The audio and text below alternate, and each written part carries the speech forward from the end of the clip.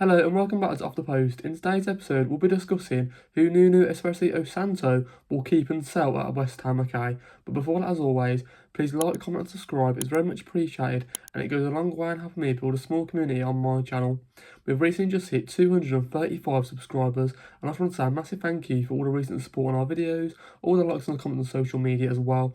It definitely is going unnoticed, and yeah, I've still got a croaky voice, so hopefully you can put with me. But also, right, I just want to say on this tier list, okay? If I've missed any players out, it's just been because they're either out on loan or they're, youth team players who haven't really played that much in the West Ham first team as of yet, okay? So for that reason why I've already missed out a few players. So yeah, let's get straight into the episode, shall we? Kicking off with the first player on this list, we've got Areola. Now for me, I feel like we've got to keep him just because he probably is West Ham's best goalkeeper at the club at the moment, isn't he? For me, he's been so good ever since, he was back under like David Moyes. Ever since then, he probably has been one of the best keepers for a few seasons now. Don't get me wrong, of late he hasn't been that impressive. He's probably letting a few more goals than you would have liked. He's probably conceded a few more goals. He's probably made a few more mistakes as well that that West Ham fans probably aren't used to. However, Areola is definitely a brilliant goalkeeper. There's definitely a brilliant goalkeeper in there with Areola. I think you just need to get him back playing under his best, probably with a more settled defence in there as well. So hopefully Nuno can do that.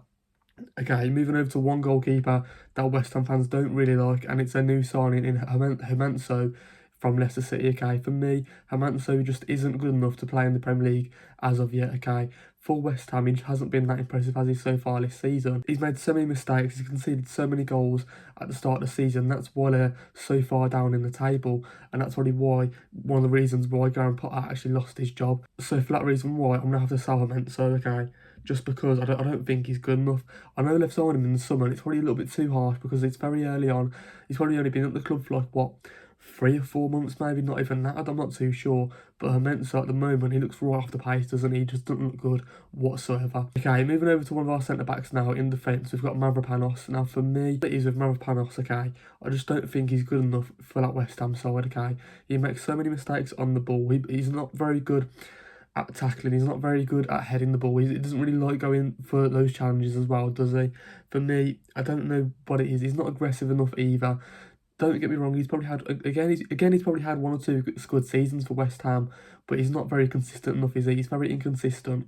He's not very, he's not a leader on the pitch either, is he, for West Ham, that West Ham defence. When he needs someone solid in there, I feel like a Craig Dawson. If we take about a few seasons now, Craig Dawson, that's what they're really missing in their side, isn't he? One of those, leadership in defence. So I'm going to have to sell Mavropanos as well. Okay, moving over to another defender now, we've got Ceballos, the French defender, who they signed from Nice a few seasons ago. And for me, I feel like he's probably the best out of the bad bunch out of those West Ham centre-backs. I do really like him.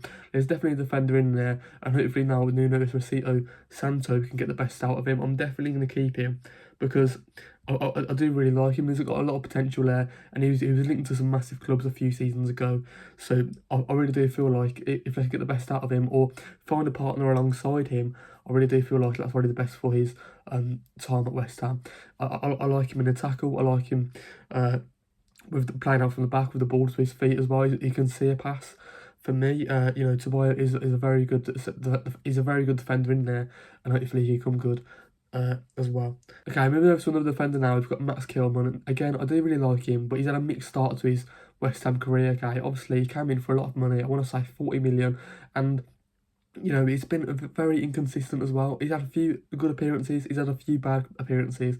He just hasn't really found that consistent vein of form yet as a Max Kilman in the Premier League. Obviously had a massive season at Wolves. I think under Nuno Espírito Santo, if I'm right, I might be wrong, let me know in the comments down below, but if I am right, okay, hopefully Nuno can get the best out of Max Kilman as well, because there's definitely a player in there, again, he's sort of one of these players that probably isn't the best with the ball at his feet. He can pass the ball, don't get me wrong, but he's probably not seeing those like 50-yard passes that some other defenders do in the Premier League, the high elite defenders at least anyways. He's aggressive in the tackle, he likes to win the ball as well, but again, I don't know, it's just, for me, I would keep Max Kilman because he's probably one of the better centre-backs in there. Okay, moving over now to Kyle Walker-Peters. Now, this has probably been the best player this season, okay? For me, Kyle Walker-Peters, he can play right back, he can play left back. He's very versatile in those full-back positions, and for me, he just does like a 7 or 8 out of 10 every time on the pitch, doesn't he? He's fantastic, and that's why I'm going to keep him. For me, I reckon the likes of a Liverpool, an Arsenal, a Chelsea, someone like that, you know, top 4 team could have really gone in for Kyle Walker-Peters this season. But, you know, I think it's a fantastic acquisition by West Ham. Moving now to another right back, it's Wan-Bissaka again, probably one of their best players this season. For me, you got to definitely keep him because he's so good defensively, isn't he? Those one-on-one defending situations is amazing. Don't get me wrong, there's been a few times where he's been caught out recently where I've looked at myself and thought, this is not like Wan-Bissaka at all. You know, when you think about his key attributes, you would say his one-on-one defending is probably one of the best. But this season, he's been a bit questionable. However, I really do feel like there's a massive player in there for West Ham and Wan-Bissaka. Okay, moving over now to Matty Juve. I really do feel like I really like this signing. Probably one of West Ham's best signings this season. You've got to definitely keep him. His link-up play with Jarrod Bowen, you know, when he runs down the wing on that left-hand side and those balls he puts into the box, absolutely pinpoint to Jarrod Bowen every single time. And that's where Jarrod Bowen has seen most of his success this season, scoring most of his goals, has come from Matty Juve running down the side of the pitch and crossing the ball into the box. So for me, I really do like him. And, you know, we've definitely seen it last season with Jarrod Bowen getting, like, I think it's like 3 goals and 7 assists, something like that. And we've seen it in the Premier League now. He can come in and produce the magic in the Premier League as well. So, fantastic signing for me. Okay, moving over to our next player, we've got Nicholas Fulcrum, okay. I don't know why he's, like, so early on here. We probably should have done the midfielders first. However, Nicholas Fulcrum for me is a bit of a weird one, isn't he? You know, he came in for a lot of money. He came in with a lot of high expectation from Borussia Dortmund, but he just hasn't hit the heights yet, has he, from those days in the Bundesliga with Borussia Dortmund. Yes, he probably only had 1 or 2 good seasons in the Bundesliga, but he just hasn't hit the same heights, and I don't really rate him as a striker, so for that reason, I'm just going to sell him. He's not consistent enough, he doesn't have enough pace, he's not clinical enough, he's probably best attribute is finishing, and he hasn't scored that many goals, so for that reason, we've got to sell him, haven't we? Unfortunately for him. Okay, moving over now to James Ward-Prowse. Now for me, he's already been removed from the West Ham squad by Nuno Espírito Santo. I don't know what the reason is. It's not really came out in the press yet of late. So for that reason, we probably will just sell him. However, if it was me, I'll definitely keep him because he's a player that offers you something different. We've seen it year in, year out with Southampton, with England as well. He can score free kicks for days. His set-piece ability is one of the best in the league. He's got that David Beckham-esque free kick style. It's absolutely amazing. When West Ham get a free kick, give it to James Ward-Prowse because he'll definitely score you a goal. It's 9 times out of 10 he'll score you a goal. I don't know why you're going to get rid of him out of your squad. Okay, moving over now to another midfielder in Matheus Fernandes. For me, obviously signed for West Ham in the summer for 40 million from Southampton in the Championship. Obviously, had a fantastic season in the Premier League before they got relegated last season for Southampton. Was probably one of their best players in the Premier League last season, okay, and that's why he got his big money move. Okay, you've got to keep him because he's only played a few minutes in the game weeks. Okay, he's only played like what 3 or 4 games, I want to say. He's had spells where he's looked all right. He's had spells where he probably could have improved in the games, where he probably loses the ball and stuff and loses concentration, not tracking back and whatnot. However, I do feel like he will become one of West Ham's best midfielders in years to come. Moving over now to Thomas Souček. For me, again, similar to like James Ward-Prowse, he offers you something different in terms of, you know, scoring from set pieces, whether that's corners, whether that's indirect free kicks from James Ward-Prowse, someone like that, I don't know. You know, he's a big goal threat in front of goal, using his head, isn't he? You know, he's got so much strength to sort of jump up in the air and score those headers. For me, I really do like him. He's like a throwback player, isn't he? He's like Fellaini a few years ago under David Moyes. I feel like that's where we've seen the best out of him under David Moyes, when he used his set pieces to his ability, if you like. Again, under Graham Potter, he probably just didn't use him. He probably didn't use him enough how he wanted to play and get the best out of him. Hopefully now, under Nuno Espírito Santo, he can sort of utilise his skills again and become the player he used to be a good 2 or 3 seasons ago, because we probably haven't seen it for West Ham fans, have we, of late. I will definitely keep him because he does add you goals to your side, and hopefully now he can be a player that, you know, either runs in late into the box and scores a few goals that way, or, you know, scores headers or whatnot from set pieces, which we haven't seen it of late, but hopefully now we can, under a new manager, under a new setup, under a new style and system, we'll have to wait and see. Moving over now to Lucas Paqueta, you've got 100% keeper, haven't you? Just because he's a star player in midfield. He adds that flair, he adds that technical ability, he adds that, you know, ability to drive forward with the ball, ability to attack defenders, ability to get into the box, provide assists for the attackers, provide assists for the midfielders, provide the assists for the goal scorers and Jarrod Bowen.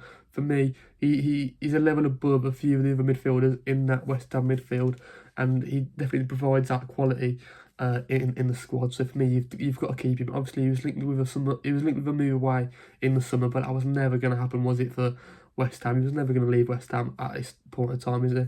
You know, he's got a lot of loyalty for the club at least anyways. Moving over now to another midfielder in Rodriguez, Argentine midfielder. For me, I might have to sell him just because I don't really see the hype around him. For me, I don't really like him that much. You know, obviously he's a World Cup winner. Again, every time I've seen him come on the pitch for West Ham, he sort of shies away from the ball. He doesn't really do that much with it. You know, he plays those simple passes. He's not a very exciting player to watch in that West Ham side. So for me, he's a very, I don't even know if he's consistent. I was going to say consistent. I don't know if he is. For me, he's all right. He does the simple things well, but that's it. I don't know if he can go on and become a fantastic midfielder in the Premier League. He's been okay, and he's okay good enough for West Ham for where they need. You know, they're in a relegation battle at this point in time. Is he the type of player to sort of get you over a relegation battle? I just don't know. Okay, moving over now to another player in Luis Guilherme. Hopefully I've said his name right, probably said it wrong. Obviously the Brazilian youngster, I'm pretty sure. Again, I haven't really seen him that much for West Ham this season. He's come off the bench a few times here and there. Did alright on Monday night against Everton, okay, I'm pretty sure he did come on for like a 15-minute spell or something. Let's say we'll keep him because, again, haven't really seen him that much this season. He has looked alright, he's got a lot of pace. You know, he's very direct with the ball. He likes to, you know, run at the defenders and whatnot, and sort of all that good stuff. So hopefully he can come on and, you know, be one of those exciting youth players for West Ham in the years to come as well. Okay, moving over now to another player in Somerville. For me, you've got 100% keeping as well because he's got the pace, he's got the dribbling ability, he's very direct as well. He runs at defenders, very, very similar to the Brazilian midfielder I just mentioned. However, Somerville, you know, he's had a hard time at West Ham. Obviously, he didn't really get picked straight away, did he? He spent the first 6 months pretty much on the bench for West Ham, I'm pretty sure, under previous managers and whatnot. However, now I really do feel like, you know, he's a good Premier League player. You know, I do like him. He probably could score a few more goals and get a few more assists and whatnot. However, whether he's starting or coming off the bench, he's a very good impact player to have in your side. He's very direct and I do like him, so I would keep Somerville in there. For me, he probably does need to score a few more goals than he has done, and that's probably where he will become one of those better players in the Premier League. He's an okay midfielder in there at the moment, but he could become, he could elevate himself another one or two levels, I want to say. 3 players left on this list. We've got Maxwell Cornet. For me, I don't really like him. Obviously, he's had a few good seasons at Burnley, I'm pretty sure. And he had one standout season for Burnley, and that's where he got his big money move to West Ham. But ever since he's joined, he's been very inconsistent, hasn't he? Hasn't really done enough to become a starter in that West Ham side, and that's why he's always on the bench. That's why he's not really playing that many minutes. So for me, I'm going to put him on the sell list again. I'm unsure about Maxwell Cornet. You know, he's a bit of a weird one. Like, he's so inconsistent. He's one of these wingers that are just inconsistent and doesn't offer you enough going forward. Okay, moving over now to Callum Wilson. We've got a player in here that's absolutely amazing. He's probably one of the best reliable strikers in the Premier League when he's fit. But when is he fit? That's the main question around Callum Wilson. How many games is he going to give you in a Premier League season? Can he give you 20 plus Premier League games in a season? I just don't know if that's the case or not. For me, you've got to keep Callum Wilson either way, because when he's on the pitch, he scores you goals, and he definitely does do that. He's a good replacement for Mikel Antonio. Obviously, got released, or he left West Ham last season in the summer transfer window, at least anyways. So he's a good replacement. Again, I just don't know how many games he's going to give you in the Premier League, in the cup competitions. I just don't know. Okay, moving over now, we've got Jarrod Bowen. For me, you've definitely got to keep him, haven't you? He's Mr. West Ham, isn't he? He's West Ham's best player in the last, 5-10 years at least, up there with like Dimitri Payet and all these types of players. For me, I definitely would keep Jarrod Bowen. He's amazing. You know, he's the one to get him out of the hole. He's one to score on the goal. He's one to crack the goals as well. For me, you've got to keep him. You've got to build a team around him. You know, you've got to either play him at striker, play him on the right wing, probably I'd say play him on the right wing because that's where his best position is really. You know, a lot of managers have sort of shoehorn him in that striker position, and for me, I just don't think that's where you get the best out of Jarrod Bowen. So that's why you need to play him on the right hand side. But you know, he was probably one of the best wingers a few years ago with the likes of Bukayo Saka and Bremer as well, and Salah, of course. I'm forgetting Salah, but yeah, he was probably one of the top 3, top 5 wingers in the Premier League. But yeah, let's end the video with some questions. How do you feel about the goalkeeper situation? Do you feel like Hermeto will need to leave in the summer after only, you know, a few games of the season? How do you feel about the defender situation? Is Max Kilman your best defender? Is he consistent enough? Is he a little bit inconsistent? How do you feel about Mavropanos? Does he need to leave the club because, you know, he's made too many mistakes? Is there a way he can bounce back? How do you feel about James Ward-Prowse not being in Nuno's squad? Is it a little bit disappointing from that aspect? Can he provide you a little bit different in that midfield? How do you feel about Callum Wilson having all these injuries? How do you feel about Jarrod Bowen being Mr. West Ham, being the person to build his team around? And yeah, that's where we're getting the video, of course. But before that, as always, please like, comment and subscribe. It's very much appreciated, and it goes a long way in helping me build a small community on my channel. We've recently just hit 235 subscribers, and I just want to say a massive thank you for all you guys showing support on my recent videos, all the likes and the comments on social media as well. Doesn't go unnoticed. And yeah, I just want to say a massive thank you because I've been struggling so much in this video. Honestly, I've been coughing up my guts so far. I don't know why, but I keep on coughing every time I try and speak. I've been having a pause break because I keep on stopping. My throat hurts so much. So hopefully you guys can like this video because I'm really ill right now. But yeah, hope you guys have a good rest of your day, and I'll see you guys in the next video. Peace out.